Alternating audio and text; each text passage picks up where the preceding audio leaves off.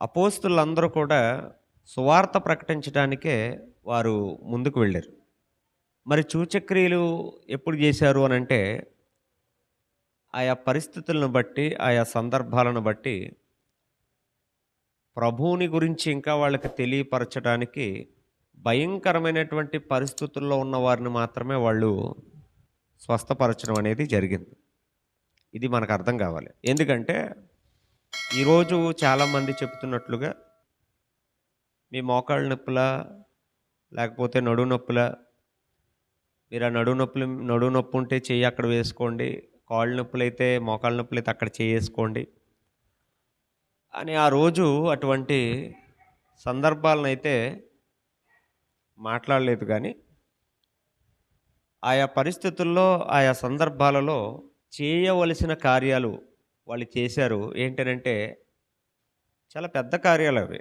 సభలు పెట్టి ఆ సభల్లోనికే మీరు రండి, అక్కడే మిమ్మల్ని స్వస్థపరుస్తాము, అక్కడ బాగు చేస్తాము అనే విషయాలు కాకుండా, వాళ్ళు సువార్త ప్రకటించుకుంటూ వెళ్ళిపోతున్నటువంటి సందర్భాలలో కొన్ని సూచక్రియలు ప్రభు వారి ద్వారా చేయించారు.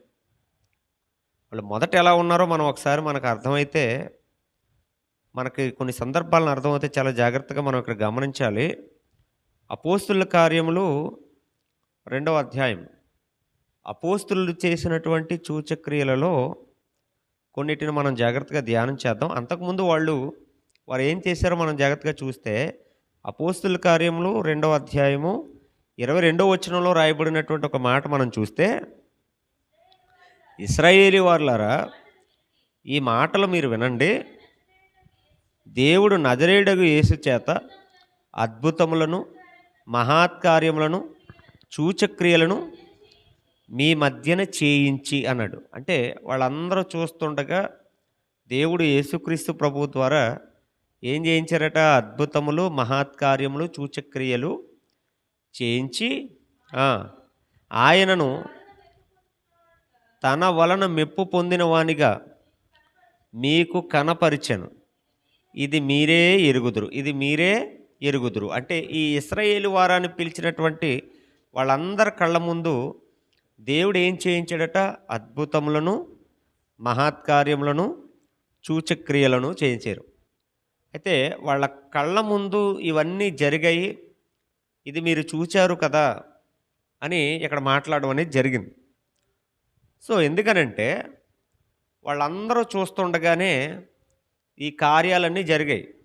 యేసుక్రీస్తు ప్రభువారి ద్వారా దేవుడు ప్రజలందరి సమక్షంలో వాళ్ళు చూస్తుండగానే కార్యాలన్నీ జరిగాయి. అర్థమవుతుందా? తర్వాత యేసుక్రీస్తు ప్రభువారిని వెంబడించినటువంటి అపోస్తులు, అంటే పేతురు గారు చేస్తున్న ప్రసంగంలో ఒక భాగం ఇది. ఆయన ప్రసంగం చేస్తూ మాట్లాడుతున్నటువంటి మాట. ఈ ప్రసంగంలోనే ఆయన చాలా సందర్భాలు మాట్లాడుకుంటూ కిందకు వస్తారు. మాట్లాడిన తర్వాత ఆయన 36వ వచనంలో మాట్లాడతారు. చూడండి, పేతురు గారు మాట్లాడతారు 36వ వచనంలో, మీరు సిలువ వేసిన ఈ యేసునే దేవుడు ప్రభువుగాను క్రీస్తుగాను నియమించెను. ఇది ఇశ్రాయేలు వంశమంతయు రూఢిగా తెలుసుకోవాలని చెప్పాను. ఇశ్రాయేలీల గురించి మాట్లాడుతూ ఇశ్రాయేలీలందరూ కూడా ఈ సంగతులు తెలుసుకోవాలని పేతురు గారు మాట్లాడుతూ ఈ సందర్భాన్ని చెప్తూ ఉన్నారు.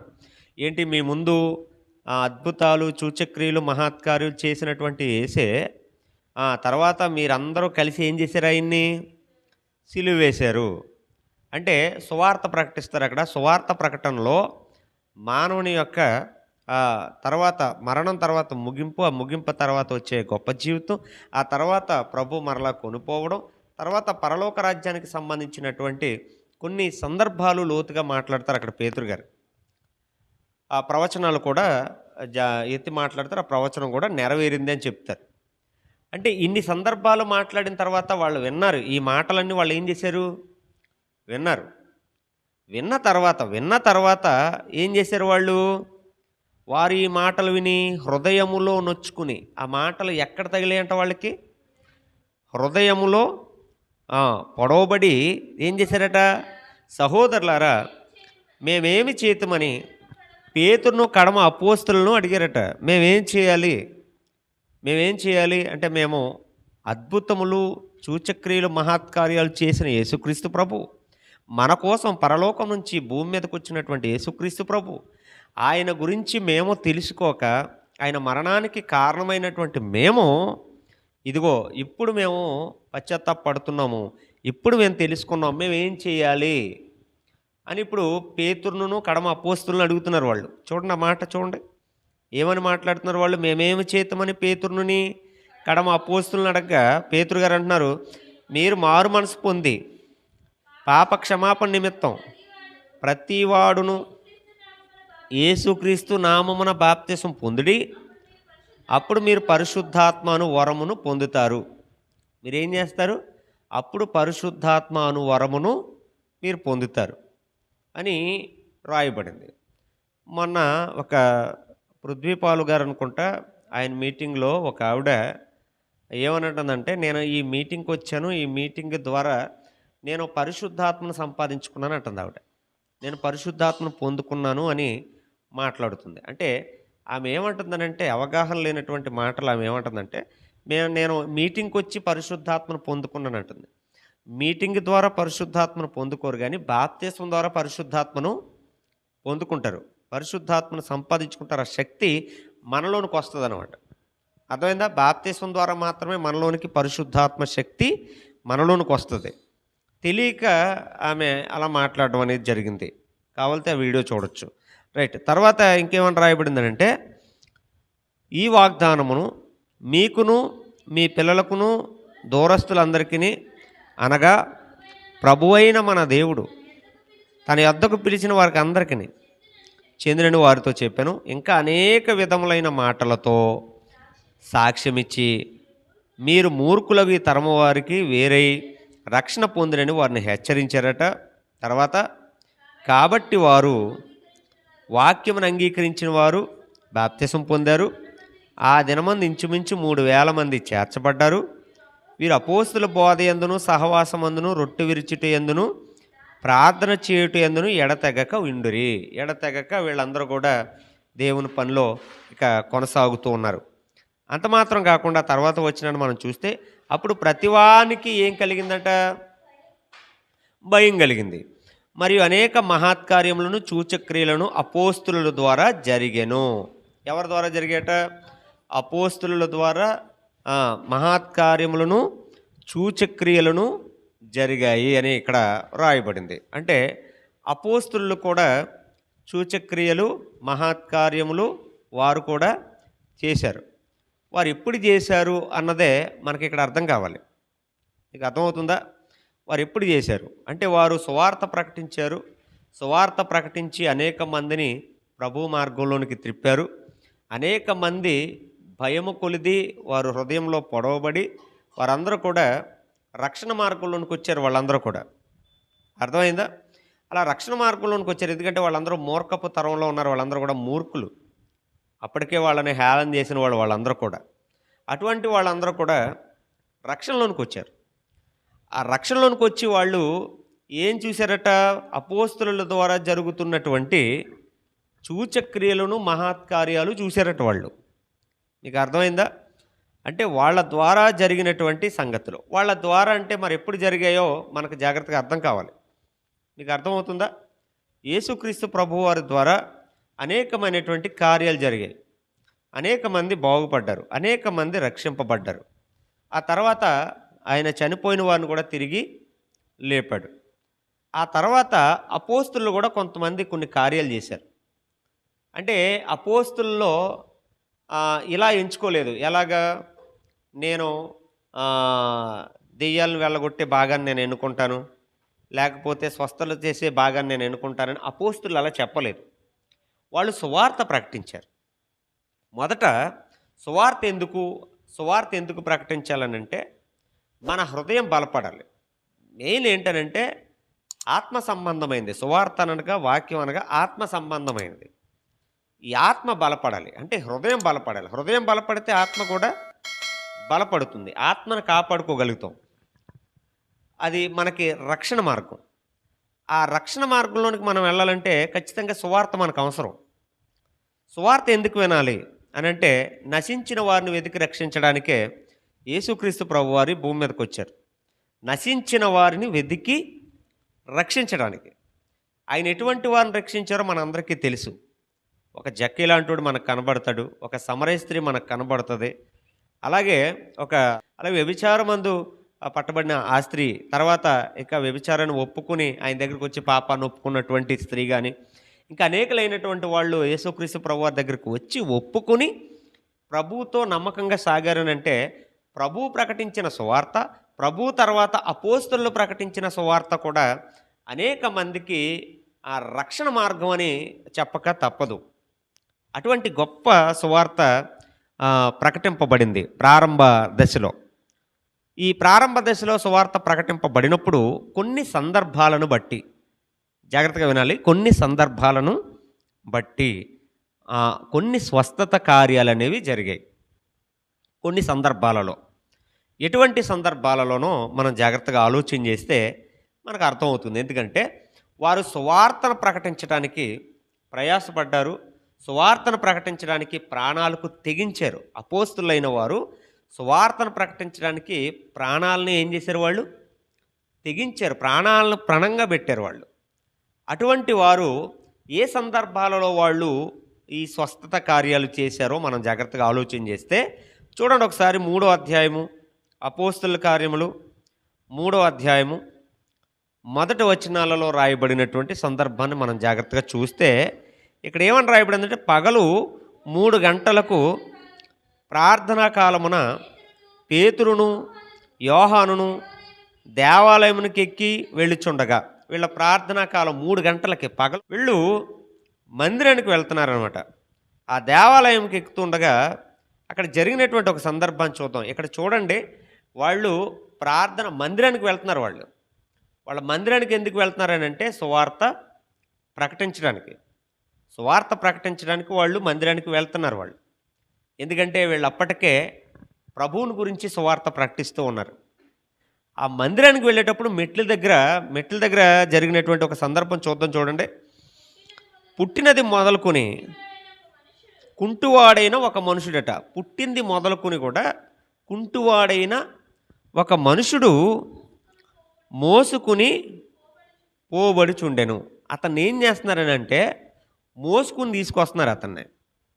అర్థమైందా? కుంటువాడు అతను నడవలేడు. అతన్ని ఏం చేస్తున్నారని అంటే మోసుకుని తీసుకొస్తున్నారట. వాడు దేవాలయంలోనికి వెళ్ళి వారిని భిక్షం అడుగుతున్నాడట. ఎవరైతే దేవాలయంలోనికి వెళ్తున్నారో వాళ్ళందరినీ ఏం చేస్తున్నాడట? భిక్షం అడుగుతున్నాడట. కొందరు ప్రతిదినమును వానిని శృంగారము దేవాలయమున ద్వారమునొద్ద ఉంచుచూ వచ్చిరట. అంటే వాడిని తీసుకొస్తున్నారు, ఆ మెట్ల దగ్గర వదిలేస్తున్నారు. ఆ వెళ్ళి వచ్చేవారిని ఏం చేస్తున్నారంటే ఏమడుగుతున్నాడట? భిక్షం అడుగుతున్నాడు. మొన్న కాకినాడలో మీటింగ్ జరిగిందని చెప్పాను కదా. ఆ మీటింగ్ జరుగుతున్నటువంటి ఆ అంబేద్కర్ భవన్ ప్లేస్ ఏదైతే ఉందో అక్కడ ఈ ఎంట్రన్స్ దగ్గర ఒక కుంటువాడు ఉన్నాడు. చాలామంది లోపలికి వెళ్తున్నారు, బయటకు వస్తున్నారు. చాలామంది కొంతమంది వేస్తున్నారు, కొంతమంది వేయట్లేదు. మొత్తం మీద అక్కడ ఆ ద్వారం దగ్గరే లోపలికి వెళ్ళి ఎంట్రన్స్ గేట్ దగ్గర అతను కుంటోడే, అతను అలా పడి ఉన్నాడు అక్కడ. అర్థమైందా? అక్కడ జరిగే సభ ఏంటి? స్వస్థత మహాసభలు జరుగుతున్నాయి లోపల. ఒక కుంటోడు ఆ ద్వారబంధం దగ్గర అక్కడ ఎంట్రన్స్ గేట్ దగ్గర అడుక్కుంటున్నాడు అనమాట. దయగలిగిన వాళ్ళు వేస్తున్నారు, లేదంటే వెళ్ళిపోతున్నారు. మరి అలా ఉన్నటువంటి వ్యక్తి ఎవరైతే ఉన్నారో అక్కడ స్వస్థత చేస్తాను లేకపోతే మహత్కార్యాలు జరుగుతున్నాయి అన్నటువంటి వ్యక్తి, ఆ సేవకుడు ఎవరైతే ఉన్నారో ఆ సేవకుడు ఏం చేయాలి? మరి సేవకుడు ఏం చేయాలి? కారు వేసుకుని ఆ పక్క నుంచే వెళ్ళిపోయాడు. అలాగా ఇక్కడ మీరు సందర్భం చూస్తారు. ఏంటి ఆ సందర్భం అంటే, ఇక్కడ ప్రతి దినమున వాడిని ఏం చేస్తున్నారంటే శృంగారమున దేవాలయం ద్వారం వద్ద ఉంచుచూ వచ్చారట. పేతురు గారు యోహాను గారు దేవాలయంలో ప్రవేశింపబోనప్పుడు వాడు చూసి భిక్షం అడుగగా, వాడు చూసి ఏమడుగుతున్నాడు? భిక్షం అడుగుతున్నాడు. నీకు అర్థమైందా? నన్ను బాగు చేయి అని కూడా అడగట్లేదు అక్కడ. నన్ను బాగు చేయి, లేకపోతే నా కాళ్ళు రప్పించండి, నన్ను స్వస్థపరచండి అని అడగట్లేదు. తను ఏం అడుగుతున్నాడనంటే భిక్షం అడుగుతున్నాడు. అలా అడుగుతున్నప్పుడు చూడండి, ఇక్కడ జరుగుతున్న సందర్భం చూడండి ఒకసారి. పేతురును యోహాను వారిని తేరి చూశారట. చూసి మా తట్టు చూడు అని అన్నారట. అలా అన్నప్పుడు వాడు వారి యొద్ద ఏమైనా దొరుకునని కనిపెట్టుచు వారి యందు లక్ష్యముంచెను. ఇందుకు వాడికి ఏం లేదని అంటే విశ్వాసం లేదు అక్కడ. నన్ను బాగు చేయండి, నా కాళ్ళు రప్పించండి, నన్ను నడిపించండి, నేను బాగుపడతాను, నన్ను బాగుపరుస్తారు అనే విశ్వాసం అతనికి లేదు. అతనికి ఉన్నదల్లా ఏంటి, భిక్షం ఏమైనా వేస్తారేమో అది తీసుకుందామనే ఆలోచన ఉంది తప్ప అతనికి ఎంతకీ విశ్వాసం లేదు. మొన్న ఒక ఆవిడని తీసుకెళ్ళి అక్కడ అడిగితే, మీరు ఎలా అయితే కుదరదో, విశ్వాసం ఉండాలి, విశ్వాసం ఉంటేనే కానీ మేము స్వస్థత చేయము, స్వస్థత జరగదు అని అన్నారు వాళ్ళు. విశ్వాసం ఉంటేనే కానీ స్వస్థత జరగదు అన్నారు. విశ్వాసం లేకుండా వెళ్ళరు కదా. ఒక సేవకుడి దగ్గరికి అన్యురాలు కాకుండా, లేకపోతే అన్యులు కాకుండా ఒక క్రైస్తవ విశ్వాసురాలు వచ్చిందని అంటే ఏం చేయాలి మరి మనం? అప్పుడు స్వస్థతపరచాలి కదా. నేను స్వస్థపరుస్తానని అన్నప్పుడు ఏం చేయాలి? స్వస్థపరచాలి. మీరు ఇక్కడ పాయింట్ క్యాచ్ చేస్తే ఇతని దగ్గర ఇతనికి ఏం లేదు, విశ్వాసం అనేది లేదు. నేను బాగుపడతాను, నన్ను బాగు చేస్తారు, నేను నడుస్తాను అన్న విశ్వాసం అతనికి ఏం లేదు. అతని ఆలోచన ఏముందనంటే, నాకు ఏమనుకుంటున్నాడు, వాళ్ళ వైపు ఎందుకు చూశాడట, ఏమైనా దొరుకునని కనిపెట్టుచు వారు ఎందు లక్ష్యం ఉంచాడు. వారి వైపు ఎందుకు చూస్తున్నాడంటే, నాకు ఏదైనా వేస్తారు అని చూస్తున్నాడు. కానీ ఇక్కడ చూడండి, అంతటా పేతురు గారు అంటున్నారు, వెండి బంగారములు మా యొద్ద లేవు కానీ నాకు కలిగినదే నీకు ఇచ్చుచున్నాను. ఎంత అద్భుతమైన మాట అండి ఇది. నాకు కలిగినదే నీకు ఇచ్చుచున్నాను. ఏం కలిగింది వీళ్ళకి? వీళ్ళకి వరం ఉంది. ఏంటది? క్రీస్తు నామమున ఎవరినైనా స్వస్థపరిస్తే వాళ్ళు ఏమవుతారు? స్వస్థపరచబడతారు. అర్థమైందా?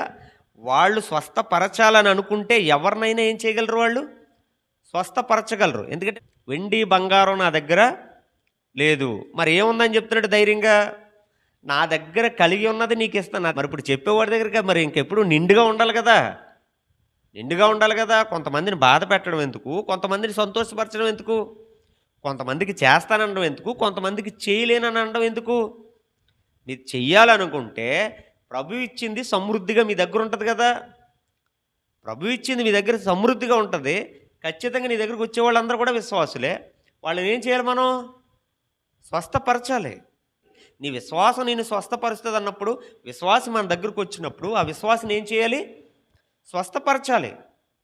ఇక్కడ బాధాకరమైనటువంటి విషయం ఏంటనంటే, ఆ కుంటువాడు గేటు దగ్గరే ఉన్నాడు, వెళ్ళేవాళ్ళు వచ్చేవాళ్ళు వస్తున్నారు తప్ప ఆ కుంటువాడిని ఎవడో కూడా లోపల తీసుకెళ్ళలేదు. మీకు అర్థమైందా? నేను చూశాను, ఆ కుంటువాడిని ఎవడో కూడా లోపలికి తీసుకెళ్ళలేదు. ఇంకొక విషయం ఏంటనంటే, అతను ఆ ద్వారం దగ్గర నుంచి వచ్చినప్పుడు కూడా అతను ఆగి, నువ్వు లేవాలనుకుంటున్నావా, నేను నిన్ను లేపుతాను, నువ్వు లేచి నడు, ఇదిగో ప్రభువు నీ అందు కార్యం చేస్తానని లేపలేదు. అతను వెళ్ళిపోయాడు.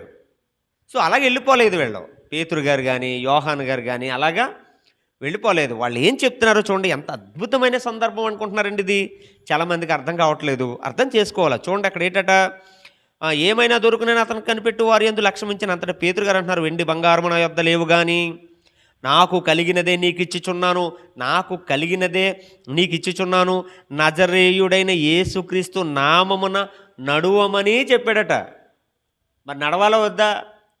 నడవాలా వద్దా? చూడండి ఇక్కడ ఏమైంది, వాని కుడి చేయి పట్టుకుని లేవనెత్తెను. వాడు కుడి చేయి పట్టుకుని లేవనెత్తారు. వెంటనే వాని పాదములు చీలమండములు బలము పొందెను. చీలమండములు ఏమైపోయాయంట? బలము పొందెను.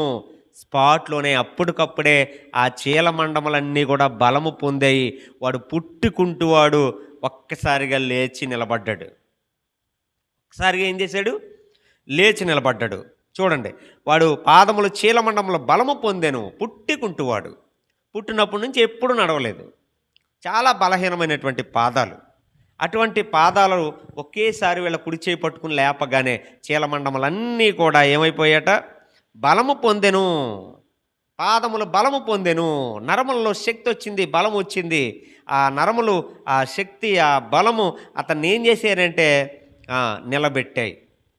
ఆ పాదాలు అతన్ని ఏం చేసి నిలబెట్టే. అలా నిలబెట్టినప్పుడు చూడండి, వాడు దిగ్గున లేచాడట. ఎలా లేచాడు? దిగ్గున లేచాడు. నేను అదే చెప్తున్నాను, దిగ్గున లేచాడు. ఎప్పుడు లేవాలి? వెంటనే. నేను నిన్ను లేపుతున్నాను అని అంటే వెంటనే లేవాలి. నేను నిన్ను బాగు చేస్తానంటే వెంటనే బాగుపడాలి. నీ జీవితంలో కార్యం జరుగుతుందంటే వెంటనే కార్యం జరిగిపోవాలి. దానికి లేట్ ఉండకూడదు, దానికి సమయం ఉండకూడదు.